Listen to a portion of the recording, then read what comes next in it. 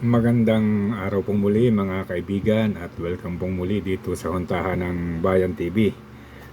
Atin pong pag-usapan itong nakakatuwa at nakakainis na issue ng Rice Tarification Law na ka-approve lang daw at sertipikahan na ni PBBM bilang urgent. At panoodin po natin kung paano ito tinamasa ni Mr. Martin Romualdez at ng kanyang mga kasama. Dagdag ng House Leader. Kaya naman, sinamantala nito ang pagkakataon sa usapin ng Rice Tarification Law para ibida ang kanilang naglalakihang mga pangalan sa sako ng bigas na ipinamamahagi niya bilang ayuda sa mga tao. Halos lahat na lang yata, magmula sa kape, tubig, bigas at marami pang iba ay nakalagay ang pangalan ng kanyang party list at pangalan niyang Martin Romualdez, na tila ba mula sa sarili nilang bulsa nagmula ang pera. Ang isyong ito ay binigyan nga ng komento ni KLC na aniya ay, "What politicians like Martin Romualdez don't understand about gratitude? When we say, Salamat PRRD, or Thank you Duterte, when we see photos of, for example, a cleaned-up Boracay or the new Davao Coastal Road or the subway development, or for malasakit centers, it doesn't mean na feeling ng tao pera ni Duterte yun. Alam ng tao pera namin yun. It means we thank Duterte for working hard to make these projects that make our lives easier become reality. Alam namin for example na mahirap makakuha ng right-of-way para mabuo ang subway. Alam namin it takes political will to clean up Boracay. Alam namin mahirap magno sa corrupt businessmen who'll pay you off so you can look the other way so you allow their establishments to continue operation. Alam namin na mahirap matanggal ang drug problem sa Pilipinas and we thank him for trying his best. Alam namin na mahirap ma-achieve lahat yun. Kaya nag-thank you kami kasi we feel the effort and the love behind these projects. Martin Romualdez will hear people say, "Salamat," when he hands them bags of rice with his name on it. And then he will wonder why his ratings don't reflect the "salamat" he hears every time namumudod siya ng kape na may pangalan niya or bigas na may pangalan niya or tubig na may pangalan niya. Let me articulate it for you, Martin. We say thank you to PRRD because of the effort to better our lives with as little fanfare as possible. Sa mga tubig mong ganito at sa mga bigas mong pinamudmud, we don't feel anything but, pera naman talaga ng tao yan. Epal nito. Tsaka walang effort mamigay ng tubig, kape at bigas, wala. There is absolutely no effort and no love behind a pack of rice with a sticker of your name. That rice was bought, packed, and distributed with absolutely zero effort from Martin, and people, even if they cannot articulate it, feel it. Any rich person can do this. Now may sagot ka na Martin, why, while you spending billions of people's money giving them ayuda may make them say salamat, it will never be at the level of heartfelt, sincere salamat people tell Rodrigo Duterte. So yan po yung naging pahayag ni Kim Laureta Cho doon sa mga poster ni Romualdez at ng kanyang mga kasama doon sa mga ipinamumudmod. Bigyan po muna natin ng isa pang issue ng tungkol din sa bigas. Ito po ay kung inyong matatandaan ay yung pinangako ni Mr. Marcos na 20 kilos na presyo ng bigas kapag siya ay nakaupo na. Ito po yung balita naman tungkol dun sa 20 pesos na bigas per kilo na pinangako ni Bongbong Marcos noong siya ay kasalukuyang nangangampanya pa. Tila tuluyan na ngang mawawalan ng pag-asa ang mga mahihirap na nangangarap na sana isang araw umagsak ang presyo ng bigas gaya ng campaign promise ni BBM. Sinabi ng AGA Party List na maging makatotohanan na lamang ang mga Pilipino ngayon dahil maraming pwedeng masagasaan kung pipilitin na maibaba sa 20 pesos kada kilo ang presyo ng bigas. Narito ang balita ni Cherry Light.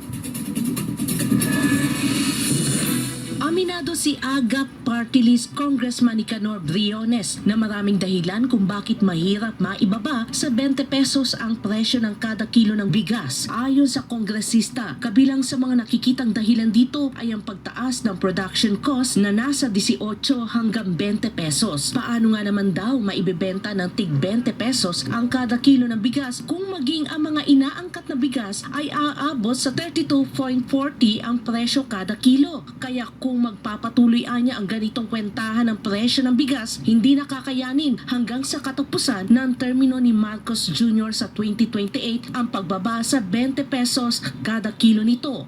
Palagay ko hindi kakayanin sapagkat sabi ko nga maging realistic tayo.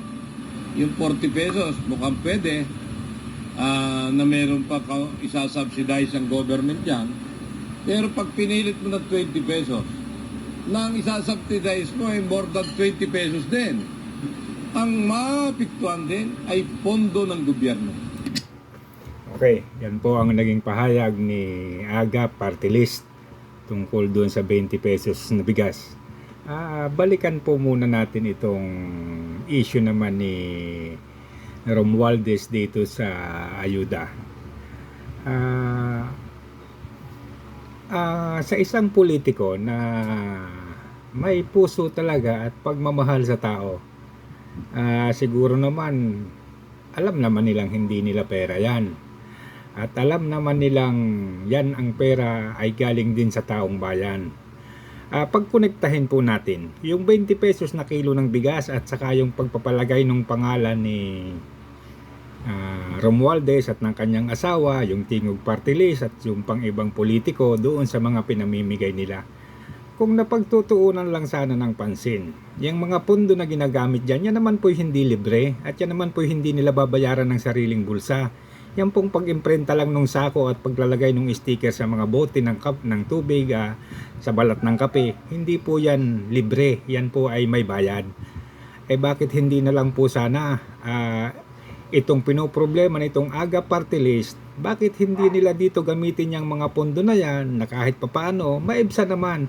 Kasi ang problema ng magsasaka, hindi naman sila natutulungan. Maraming plano yung gobyerno, dati maraming ahensya na namamahala, nandyan yung land bank, pero ano na po ba ang naging programa ng land bank? So, imbis po sanang dito ginagamit ito, gamitin na lang doon sa programa, gumawa ng komprehensibong programa para mapababa yung presyo. Hindi na po talaga kakayanin yung 20 pesos. Sa totoo lang, yan po ay suntok na sa buwan. Wala na pong magbibenta ng 20 pesos na kilo ng bigas sa ngayon. Ang kailangan na lang natin gawin, mapigilan naman yung pagtaas. At mapipigilan yung pagtaas kung mayroon tayong tamang produksyon. Kaso po, iba yung bigas, yung taniman na sana ay dapat mataniman ng palay kasi hindi naman naaayudahan yung magsasaka. Hindi naman nabibigyan ng tamang patubig, hindi naman nabibigyan ng tamang binhi at pataba. Kung pinapautang, halos yung kita ng utang ay mas malaki pa, umaabot minsan dun sa nautang, wala po talagang mangyayari. Kaya ang ginagawa ng may mga lupa, binibenta na lang, ayon, tinayuan ng bahay. Yung iba, hindi naman nabibili ding lahat. So, nauwi po sa ganun kung mapapansin nyo, halos lahat ng palayan sa Pilipinas, dito sa Luzon, yung malalaking palayan dati halos mga subdivision na, kasi nga po hindi na napapagtuunan ng pansin. At nang pumasok po itong Marcos administration, lalo pong hindi na pagtuunan kasi iba nga yung konsentrasyon nila ay puro pansarili lang. So ito pong mga politikong ganito, talagang masarap siguro sa kanilang piling o pakiramdam ang mamuhunan na ang puhunan ay kapal ng mukha. Ito po kakapalan na ng mukha Alam naman po nila na hindi naman nila pera yan, pero parang nagmamalaki pa sila na inilagay yung pangalan nila, inilagay yung mukha nila, samantalang hindi naman nila sariling pera yung pinamumudmud nila. At ito po ay palagay ko kaya hindi yung taong bayan, hindi na rin masyadong siniseryoso ang mga ganito, kaya tinatanggap na lang nila. Total, pagdating naman ng eleksyon, alam na kung saan pupunta. Yun na lang po siguro ang mangyayari sa mga to.